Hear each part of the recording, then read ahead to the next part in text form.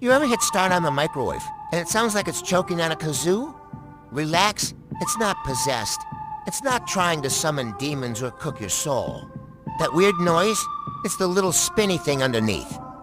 That's turntable motor, and it's working harder than your Uncle Larry at a free buffet.